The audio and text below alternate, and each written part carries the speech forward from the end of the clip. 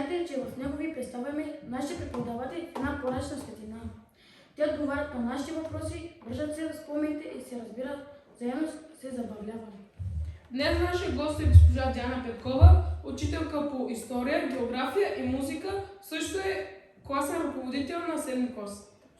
Интервюто ще водят Стефан и Исус. Започваме с първия въпрос, който е свързан с вашето детство. Къде преминава то и какво най-ярко се спомняте от него? Моето детство премина в родния ми град. Аз съм родна от град Кърджали и доста често пък ме пращате на село. По-голяма, така, по-съзнателна възраст. Но това по-ярък спомен имам, когато трябваше да ме учи брат ми да карам колело. Най-вероятно съм била около 5 или 6 години, преди това не съм си качвала на колело и купих едно балканче. Не знам дали сте наясни с марката, дали с вида на колелото, но то си беше така с едни около 20 на цолови гуми, сгъваемо, една такава странно неудобна седалка и волан, който редовно, когато взима завърти, ми се забиваше в диафрагмата, губех въздух, припадах на трасето, на където ме учеше. Обаче тъпо и упорито се научих да карам колело точно за един следобед и това ми е така по-останал съзнателен спомен. Иначе мога да ви разказвам цял срок за моите приключения. Общо взето щастливо детство. Имате ли приятели от детството, с които поддържате контакт и до днес? Да, мога да кажа и благодаря за което и за въпроса, защото това са ми едни проверени в годините приятели и едни хора, на които мога да разчитам. Даже да си спомняте, миналата година бях на точно такъв приятел на гости. И благодарение на социалната мрежа всъщност ние поддържаме такива контакти. Те са по чужбина, но това не ни пречи да сме си приятели, да сме си проверени във времето. Както отворихме тема за приятелите, какво за вас означава приятелството и какво за вас е да имаш добър приятел?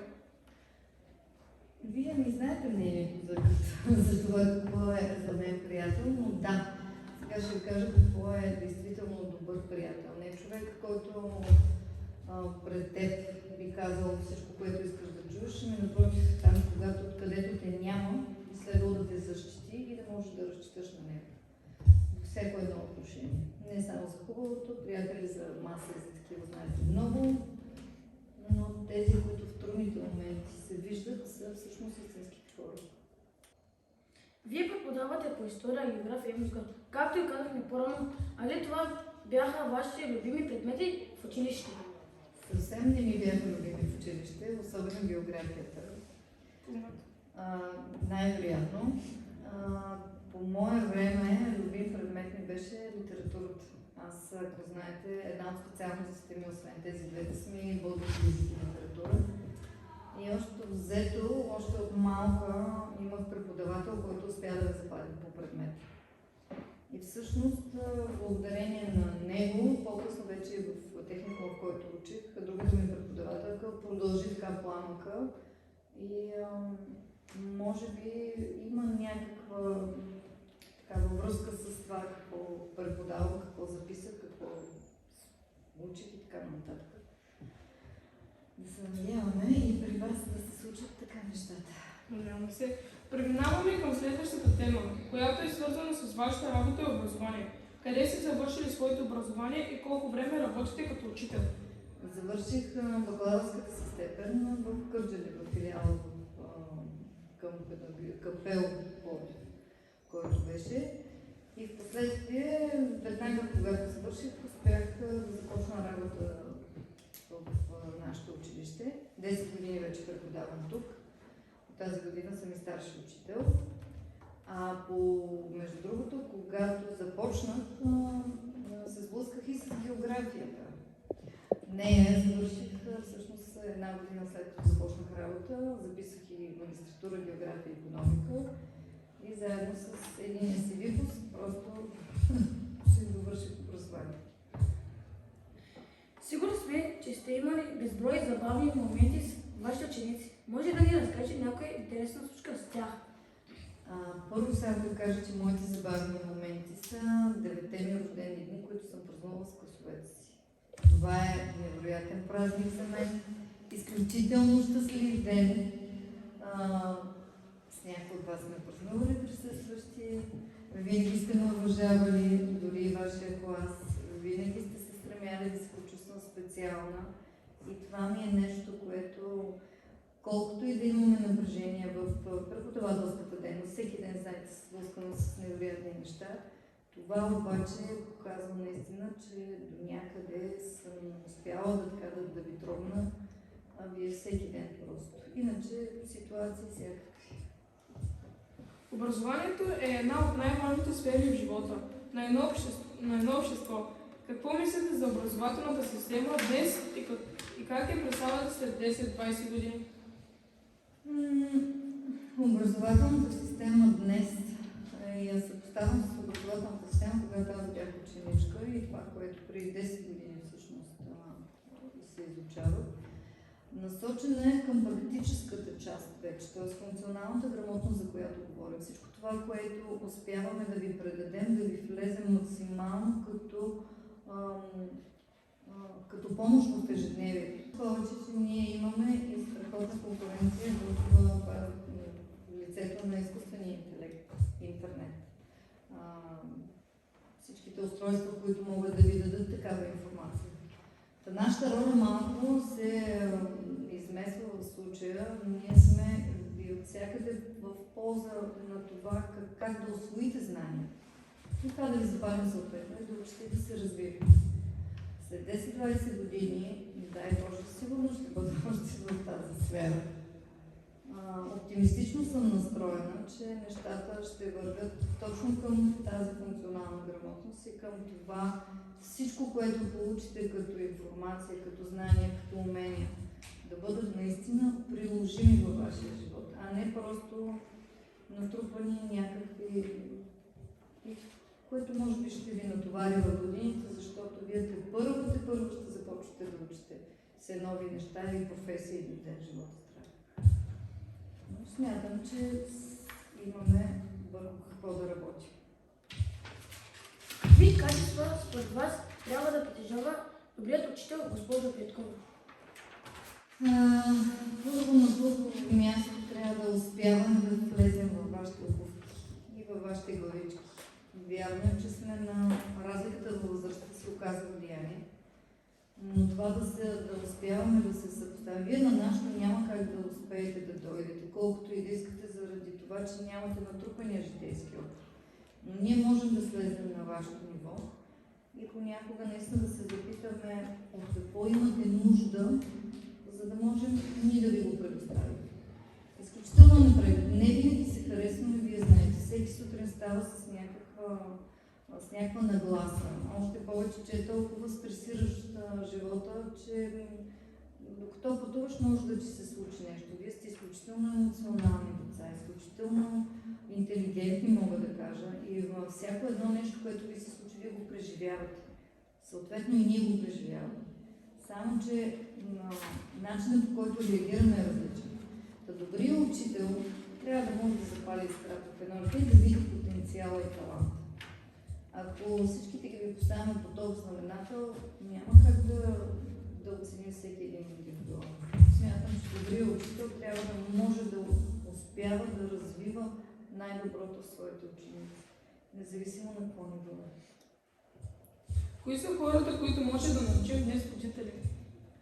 Аз водител наричам всеки човек, който се занимава с разпространение на знанието. Независимо дали говорим за ученици, независимо дали говорим за хора, които се занимават с книгоиздаване, ще кажем, книжарниците, дори библиотекари, учители и всичките университетски преподаватели. Вие, ако успеете да помогнете вкъщи на брат, сестра с нещо, да му помогнете да се развива, вие също сте водители. Всеки може да бъде водител. Не само някой, който академично се занимава по някакъв начин. Не само тези, които са в БАН, са водители. Вие знаете, че първите хора, които са това, са духовниците, които са успяли по някакъв начин да пробудят съзнанието на българина и да му напомнят, че има върху какво да стъпи, не сме случайни хора. И това не трябва да забравяте, където и да отидете. Продължаваме нататък с нашия разговор. Като Давай. бихме искали да ни разкаже какво обичате да правите в свободното си време. Все по-честичко намирам време за свободно време. Ако трябва да бъде точно, преди се бях по-ангажирана. Сега си намирам свободно време. Обичам да чета книги. Обичам и наскоро всъщност открих рисуване. То по схема. Не съм художник, нямам такива заложби. Обаче пък си намерих вариант, който да ми отпочива главата, да ми отпочива съзнанието, нервната система най-вече. И защото наистина да се справим по някакъв начин с стреса. Препоръчвам го. Всичко, което излиза от ръцете е като терапия. Пробвайте го, ще ви бъде забавно. Дори да не сторите нещо с ръцете си, но наскоро бях чела, че работата с дърво, физически дърво, да го пипнеш, да го усетиш, влияе на нервната система доста благоприятно. Вие сте във възраст, в която сега ви е времето да кипите и да избухвате. Кое е мястото в България, което не сте посетила, а искате да го видите и да го посетите?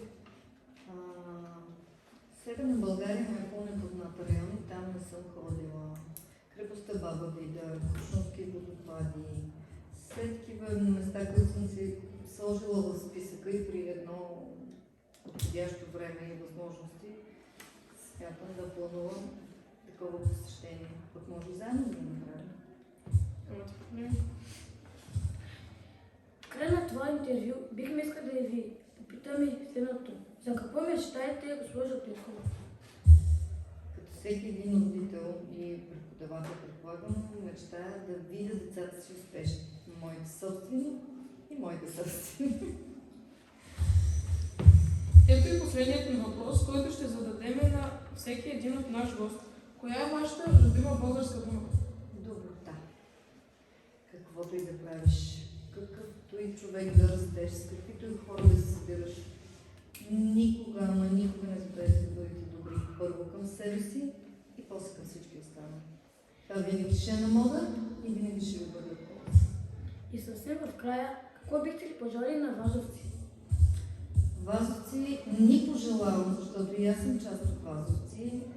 Пожелавам ни една здрава и успешна година. Пожелавам ни едно реализиране, защото моите Вазовци сега им предстои дипломиране. Ще ги изпратя с една известна доза тъга. Това е випуск, който така бе по-на сърце, поради ред причини. Но на всички Вазовци искам да пожелая първо здраве и търпение. И повече старание, защото колкото и да си талантлив, ако си мързелив, язък си за таланта, както казвам.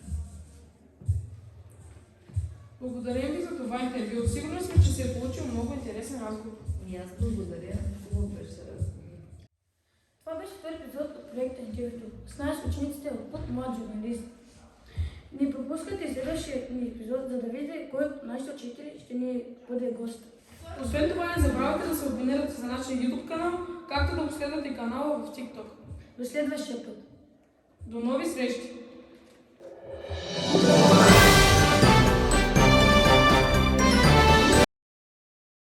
Вие сте с второто издание на проекта Интервюто. Млад светлина.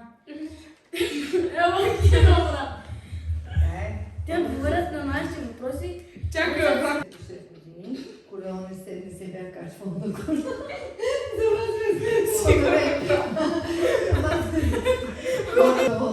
Ама ако погледна... Да, от начало направо. Започваме с първия въпрос. Какво дете бяхте, госпожо Христова Чердаканова? Съвсем не. Моят любим предмет беше литература. Добре, хубаво даваме до някъде. Добре, ще... Това беше втори епизод от проекта Интервюто. От нашата... Той изнява, може да